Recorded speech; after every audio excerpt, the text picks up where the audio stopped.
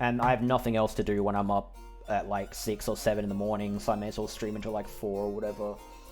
Yeah, like old FIFA copies exactly. And just old sports games in general. Like the annual ones. Yeah, no need to apologize. The only reason I'm not sorry about, you know, having an erratic schedule is that I don't really want to be,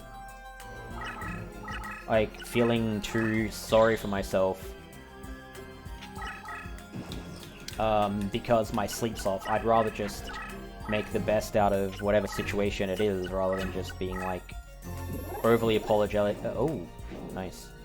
Like, you know, anxious and guilt-ridden over having, like, sleep issues. Like, it's... I don't really think that helps. This is fast. Look at that. Nice. I get all my time back, pretty much. Yo, Gran Turismo 3 is great. The thing is, Gran Turismo 3, content-wise, compared to Gran Turismo 4, is like a demo. I know it sounds stupid, but it has, like... Ooh! Oh, that's a gold. Hey guys, it's Clovis, and today we're going to talk about how to defeat Tristan in 3 turns. You can, however, 4-turn this guy relatively quickly without Dimension Hole, like a few other duelists as well, and really all we're looking for is the highest attack zombie possible. Now in the case of Dimension Hole, as long as you deal 4k across the 2nd and 3rd turn, you can quite easily 3-turn him. With the 4-turn kill, you can do it quite fast as long as you just have any zombie monster that has 2000 attack or higher. That is ultimately your goal, and really, even though this is fundamentally a very simple duel, I think I want to kind of stress the importance of this really basic manip, one of the most basic manips in the game, quite consistent across a lot of duelists. If you have a card in the very center of a map, for whatever reason, the enemy don't actually want to play in front of them, instead they play to the right. There's a bunch of enemies that do this, and we will cover some of them as we get to those duelists, such as Mai, for example. If you have a card right in the middle of the field, she plays to the right instead of in front of you. And really, the funny thing about this is, it just gets the first card that they play out of the way, and because the first card that the opponent plays is when they have 4 SP, if they choose to play their highest attack monster, which happens to be 4 SP, which is incredibly likely, it means that anything they play after that is likely to be a lot less threatening. The merit of having the opponent play out of the way is just insane. You can play something that's completely useless, just any card face down in the middle of the field on your first turn, and then you don't have to worry about Tristan playing anything that will stop you from attacking him on the 3rd and 4th turns. It's actually quite ridiculous, and so this actually gives you multiple turns to prepare your high attack zombie if you are doing this.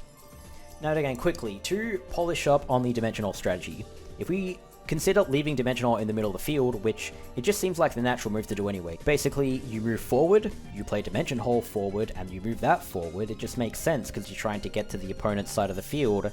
But again, coincidentally, this is the tile that manips Tristan to play out of the way, and then when you activate that Dimension Hole, 1 tile forward, and move your deck leader, well, you're now in a position where you can attack him directly. And as I stated, as long as you deal 4000 attack across the 2 turns, well, that's fine. So this could mean you have a 2000 attack fiend or zombie here, you attack him directly, then he'll move away and you'll just attack him again.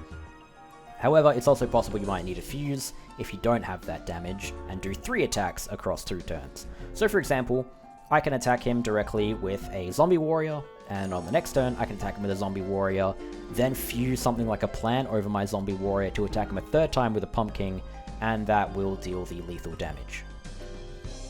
Now, when it comes to Tristan, destroying him without Dimension Hole, again, you want to prepare the highest attack possible zombie card. This is your goal. My ultimate goal, with the exception of Dimension Hole, for defeating Tristan as fast as possible, is just creating a zombie card that has 2000 attack or higher. And the next best thing after that is the highest attack zombie. For example, if you play a Pumpkin, if he attacks into that with any card, 2 direct attacks from Pumpkin will be lethal. Of course, 2000 attack or higher is safe, because if he doesn't attack into you with any of his monsters, that's how you kill him in 2 hits, with 2 direct attacks. So you can have, for example, a Great Mammoth of Goldfine, or you can have, for example, a Dragon Zombie with a Violet Crystal, Another combination you can do is actually any card that has 2000 attack or above, and then you change it into a zombie, for example with the effect of Blue-Eyed Silver Zombie. This isn't something you really should be going for, but it is an option if you don't draw anything powerful. If you have no zombies at all in your hand, but you have something like a Chimera Fusion, you may as well play that, and you might actually draw into the Blue-Eyed Silver Zombie, in which case, you can still do this 4-turn strategy just normally.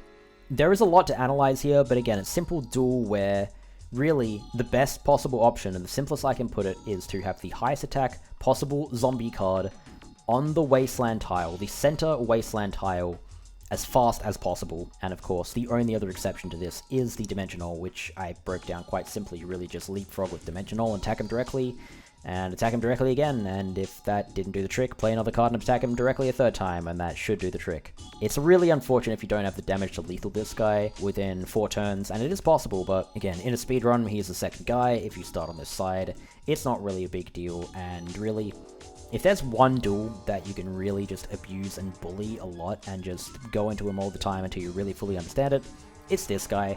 I think even casually, I mean, if for whatever reason you want to farm Carbonala Warriors, you can get very good at this duel and just work on destroying this guy as much as possible. Again, maybe this is quite a simple, not as interesting as some of the other ones are going to be for sure, but I think there's beauty in the simplicity. If you just have a really high attack zombie, it's over. This guy's dead in 4 turns. If that zombie has 2000 attack or higher, doesn't even really matter what he does, you will just destroy this guy in 4 turns. And that's pretty much that. So again, thank you guys for watching this video, and I'll see you guys in the next one, who hopefully will be a bit more interesting. Thanks for watching, guys. I'll see you later. Bye-bye. You can just lose his time in minutes to those two very easily. This time can disappear.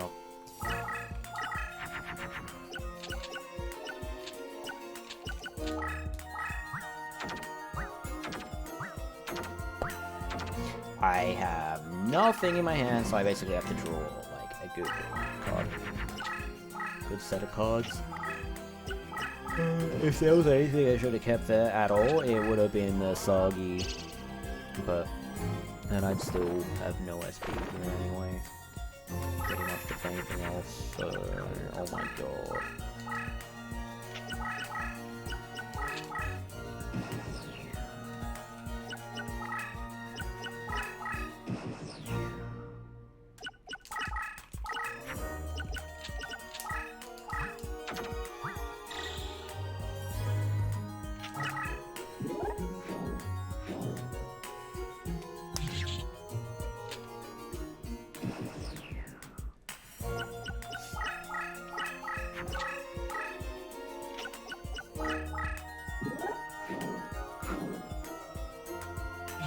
Imagine if he just played Protrusion of Darkness and he just OTKs us here.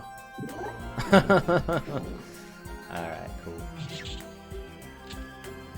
Awesome. Very epic.